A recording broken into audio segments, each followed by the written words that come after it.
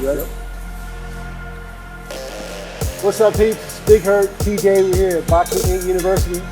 And today we're going to be talking about the Golovkin-Canelo fight that never happened. So, I just found out about it today, and I just want to say, what the f***? Right? So let's get right into it, okay? I don't know a lot about what's going on. Basically, what I've been doing is I've been YouTubing today for like the last maybe 45 minutes, an hour maybe, just trying to figure this out because I just found out.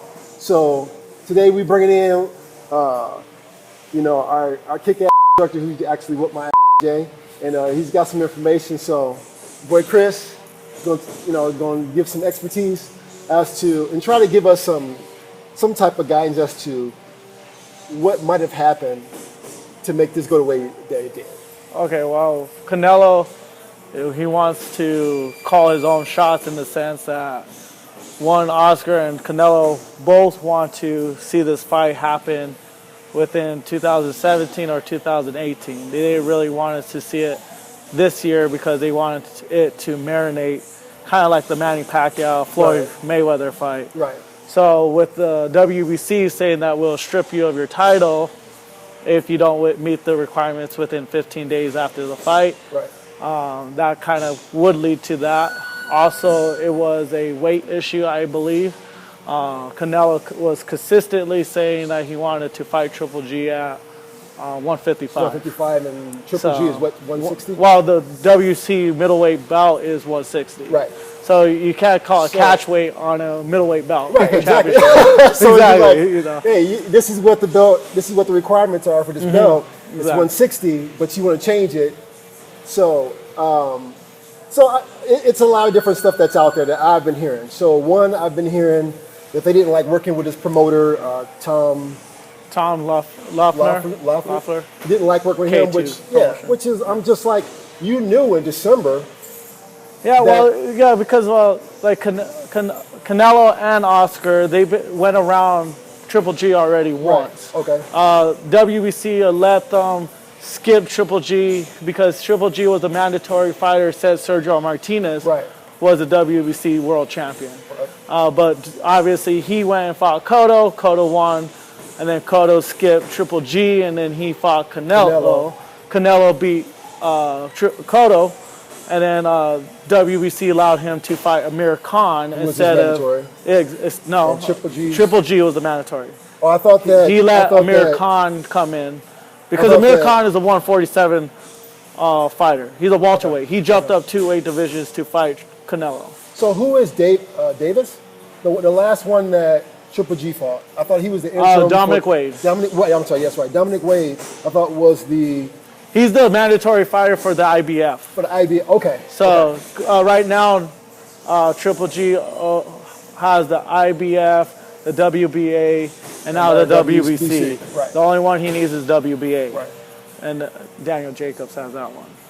So I don't know. So see, I mean, by what I heard from because I went on Bloody Elbow, and Letterman was talking about how the only reason that Canelo fought Amir Khan was to get ready for Triple G. Right. Yeah, but we all know that wasn't a real test for the middleweight championship fight because Amir Khan is a 147 fighter. He's jumping up 2 weight classes. He's jumping up 2. So he never fought a true 160 pounder because even Miguel Cotto is not a true 160 pounder. Right. Miguel Cotto started boxing at 135, and he moved up weight divisions, obviously, and then he's the only Puerto Rican to win the 160 middleweight champion who won, I think it's 5 world class now, but even Miguel Cotto was the smaller guy against Canelo. Right. Like you could see it in the ring, and you could just see it. It just irritates the shit out of me. I'm gonna tell you right now. I just kind of feel like it was some. Yeah. I feel like it was some because here you are, you fighting all these dudes who you know you're gonna crush, right? And then you turn around and you said all that shit your last fight, you knock out Khan. You got, you talking about I was born ready. Whatever. Yeah. Come on, man. You know what I mean? You was born ready, but then you turn around and you're like making all these excuses. Well, it's just he's more of a diva now. Yeah. Than than an actual real fighter in the sense. I mean, he's a fighter who likes to fight. Obviously, he's not scared of anyone. I don't think. But this is diva stuff. It's like, I want this, I want that. Yeah, so. I would like to think that he's not scared of anybody. Yeah. And that's the way he tried to make it seem. Exactly. After he beat Khan. He's standing over Khan talking shit. Yeah. So, but then you turn around and Triple G was even laughing because Triple G was at the fight. He was in the ring. Yeah. And he was kind of laughing like, okay, we'll see. Because he was like, I was born ready, blah, blah, blah. Yeah. Oh, we're Mexican, whatever. I was just like, okay. So. Yeah, I think Triple G too kind of knew too that he wouldn't fight him. Yeah. Because he was like, before that, he was like, just give me my belt, whether you're going to vacate it or you fight me, just give me my belt. Either way, exactly. Just give me the belt. Exactly. So, I don't know. There's like I said, there's a lot of talk that's going around about it and what his real reasoning was for, he was saying that, he didn't want to be rushed. You weren't rushed. You've been knowing about it for like freaking months. You knew about it before the Khan fight. You knew about it. You knew about it since the Cotto fight. Yeah. So it's like, this isn't you being rushed. Yeah. This is you bitching out for whatever reason. So I'll tell you what the reason is. 35 fights and 32 knockouts. That's the reason. He don't want to be that. He knew he was next one up. Yeah, he don't want to be that 33rd. And he don't want to be that 33rd. And Oscar doesn't want to lose his cash cow either. Exactly. It's like there's a lot of. I mean, there's a lot going on. You had your chance with Floyd, you lost, and then now he has a chance with Triple G, and it's kind of uncertain with Triple G because Triple G has that power that could put anyone to sleep. So I don't know. So which has been, I guess tested and proven. Yeah, 22 times, 22 knockouts straight, and then 91% knockout ratio. Yeah. So there's a little scaredness in Canelo for sure. Yeah, I see that. So I guess the next question is, who's next? For who? For Golovkin. For Golovkin, it would be either Danny Jacobs for the WBA, so that he could claim. So then he could unify all middleweight champions. Right. So that's what they were actually talking about if this fight fell through, was a Danny Jacobs fight right away. So that's actually a good fight, even though Triple G will win.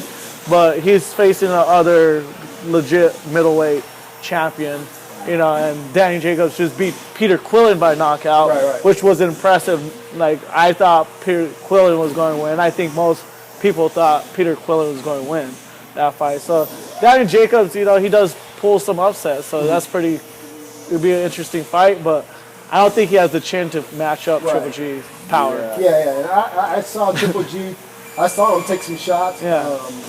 Right on the chin, and he just basically was just like, let's go. Like, I'm ready for some more of that. That's it. And then boop, boop. Night, thanks for playing. So, I'm excited to see this next fight. I was really looking forward to this fight because I know that these two are two hard hitters. Oh, yeah. They're two hard hitters. And they both have chin. They both have chin. Canelo's never been hurt. Yeah. Triple G's never been hurt. So this is actually a true test for both. I thought it was going to be a really good test for both of them. And that's what I really don't understand, because I've seen Canelo hit people hard. Yeah. So I was like, I know he can hit. Yeah, he can hit. So why? You saw it when he fought Khan. Khan took like two good shots from him. Yeah. But that first real shot that he took was the one that took him down. Yeah. So he's got power. I don't know. So but the thing is, Canelo's a natural big guy too. Right. It's like so he walks around heavy. They legitimate. There's a rumor that Canelo was 180 for that fight against Khan, as Khan was 165. Right. So he had a 15 pounds weight of it, a huge pound on it. On him. Exactly. But also with Amir Khan, he has a glass chin. Right. So he needed that one big shot anyway. So he knew that. He was. I think that's why the entire fight, the whole 6 rounds, a lot of the punches that he was throwing were haymakers. He was just trying to put it. I think he was just trying to put him down in one shot. If I just give him one good shot, it's going to be a wrap. Exactly. And I can get this fight over with. And he was just having a hard time landing that one shot. Yeah. So when he landed it, it took him took him 6 rounds to do it. And 20-something body shots. Still, but hey, you know. So I don't know. You know, we'll see. We'll see what's going on. I'm excited to see what's going to happen with this next fight, and you know. Definitely hope they just make that fight. Just make the fight happen and nobody back out. And we don't have to wait like Manny Pacquiao like for 5 years later. 5 years. Yeah, exactly. I know they're going to build it all up and everything, but there's a limit. There's building up, and then it's just like you taking too long. Yeah, exactly. You know what I'm saying? I think he's still taking too long. I mean, he had 3 fights already. I mean, by the time the Mayweather fight happened, it was just like, I don't even give a Right, and a lot of people were really just kind of discontent about it at that point. It was just like, come on. Yeah. I mean, what, Golovkin's like already like 35, right? 34. 34? Yeah, he has a few years, Well, some people were saying that he might actually even be waiting. Some people were actually saying that he might wait until he gets a little older. Canelo might wait until he gets a little older and then try to come back and take the belt. I was thinking on the way over here. Yeah. Well, I was like, I hope they don't. Because there's a few things that might happen is that he might try to make a fight after Triple G goes up. Right. Because then, if he has to drop back down to 160, it will drain him just as much. You know, so I mean, a lot of people want to see Triple G fight Ward or Kovalev. You know, it's like those are light heavyweights. Right. So, and you know, they want. And he could probably hang with. But you know, Kovalev in the past has sparred Triple G and said Triple G is a powerful man, is a real deal. Yeah. And there's rumors that Triple G put Kovalev down. Wow. So I don't know if it was real, but there's rumors on the internet of that. Right. And so it's just like, it just shows you how Triple G is. I mean, he fought in the amateurs 168 too. He fought Andre Dural, beat Andre Dural in the amateurs, you know, and Andre Dural is a good super middleweight, so 168 pounder. So I mean, Triple G is the real deal, but people avoided him because he has that power. Right, he's got that power. So I'm excited to see what happens. We'll see what happens, and we'll bring it to you guys whenever it happens. Hey, this is Big Hurt, TJ here at Boxing Inc. University. Our guest Chris. And hey, if you guys want to have some more conversations, you got any comments, go ahead and put them in the comments below. And give us a like, subscribe, keep coming. Keep putting them to sleep.